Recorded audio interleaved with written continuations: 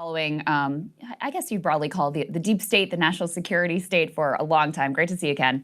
Hey, good to be back. So I have grave concern and interest over these reports that Palantir is going to be working with the Trump administration to compile this mass database of information about American citizens. We can put this up on the screen from the New York Times. They say Trump taps Palantir to compile data on Americans. The Trump administration has expanded Palantir's work with the government, spreading the company's technology, which could easily merge data on Americans throughout agencies. So help us understand the contours of this story and what Palantir even is and what it means for ordinary people.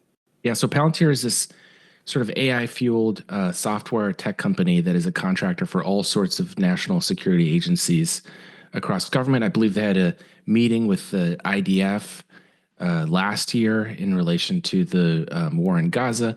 So basically, because of the advancements in AI that we've seen over the last several years, it has become an integral part of basically every major military at this point for things like targeting, kind of the rote stuff that it would have taken a lot of human manpower to do.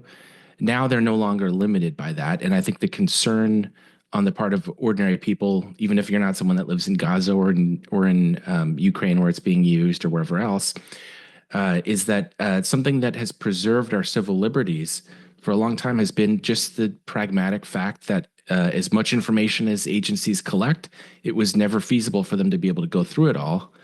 AI now is making it possible to do that, to triage these huge amounts of data that are being siphoned up, not just by social media analysis, but network analysis, ways that they try to map out connections between people.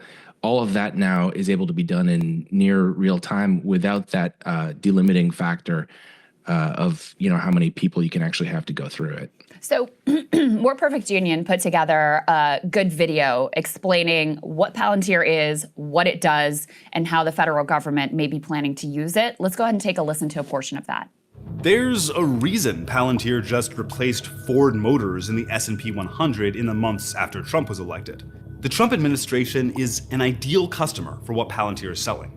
First, there are many former Palantir employees sprinkled across the Trump administration, from inside DOGE to foreign policy advisors to high-level technology appointees. And Palantir co-founder Peter Thiel, heavily invested in the company, is also heavily invested in President Trump and Vice President Vance. He was a major campaign donor to both. Then, the stated goal of DOGE is to streamline and combine government data, which is exactly what Palantir does. The ways that the government is defrauded is that the computer systems don't talk to each other.